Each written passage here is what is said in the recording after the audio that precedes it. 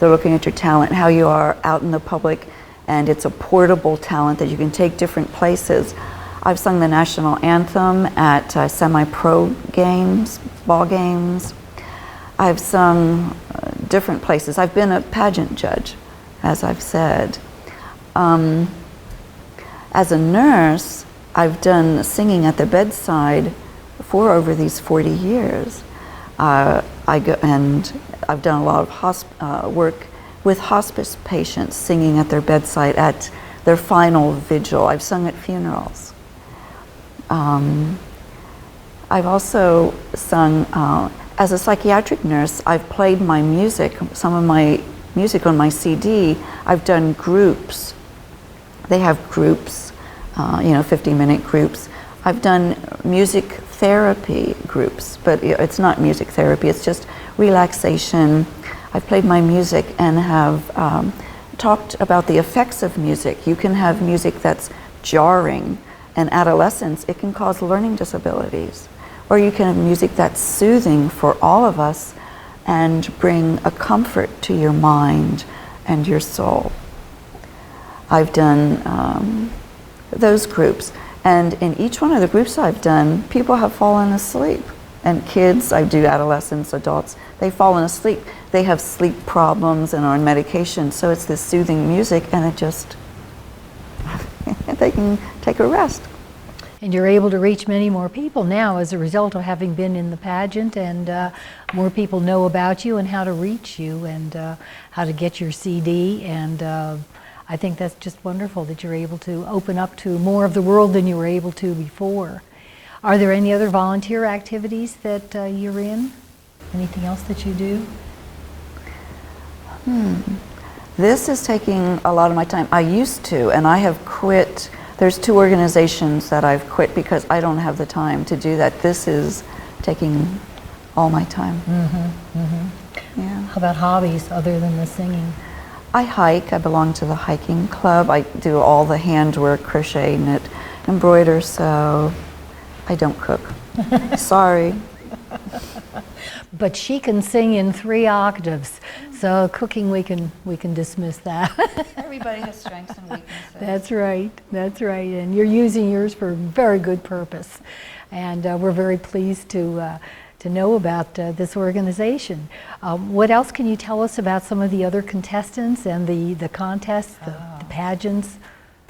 Well, in my national competition in 2013, there was a woman in her 90s, and she was a World War II vet. She is a World War II vet, and she's one that I'm friends with. She performs in plays. She was just in a play. She's still out there, active in her 90s, and that's what was her talent. She did a reading like she would have done on stage. The oldest Pennsylvania queen is 98, and now she is wheelchair bound, but she was at my pageant. She's planning on coming to this one. Yes, the women, they're inspiring, and that's one of the things that we say is that we're an inspiration. We're an example to the younger people, and we're an inspiration to older people. And that's what I'm doing. I'm getting out here talking about it to inspire you.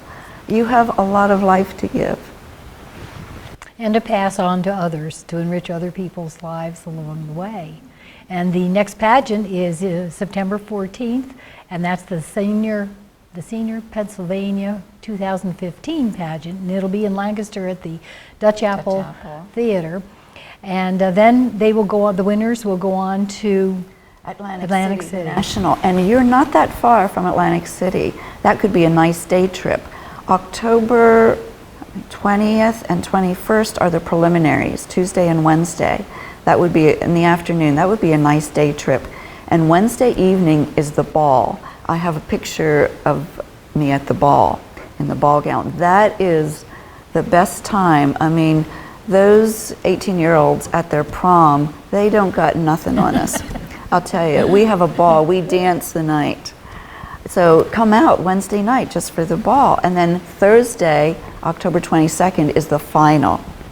They announce, we all come on stage and they announce the top 10, and then the top 10 go through it from scratch. They scratch their scores, and they, except for the interview, you don't do the interview again, but they're on stage and they score them from scratch. So you could come out Thursday, October 22nd, just as a day trip. That's not that far from here.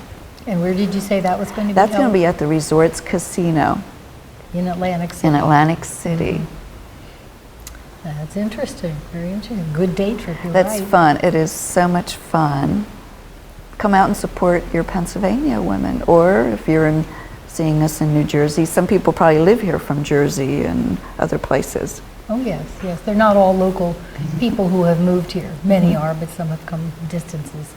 That's an exciting thing to think about, going to a pageant with people of our own age as opposed to those 20-somethings. I know. The Miss America pageant's coming up, and you look at them and you see these perfect women, and it's like, I mean, perfect young ladies, and it's like, it's impossible. I was never like that. Well, this has been absolutely wonderful, hearing about the background of the pageant itself. It was started in 1971 as an idea, and then it became a nonprofit in 1981, and it has just gone by leaps and bounds into all of the states in the United States, and they send their representatives on to the national, and people like Vicki are out there making all of us aware of the good of an organization like this and all of the good people who are involved in it, lending dignity to the sound of the old age that used to be such a negative thing, and the inner beauty, the professionalism, the talents that these people have, and their philosophy of life, which has to be a very wholesome, positive experience also for them to get to this point. And we do appreciate hearing about all of this, because it is a very positive thing when we have some days that are not quite so positive, and it's nice to know that this exists. And we thank you for sharing the awareness of the organization, the pageant, with us, and for enriching our lives with your singing and your music. And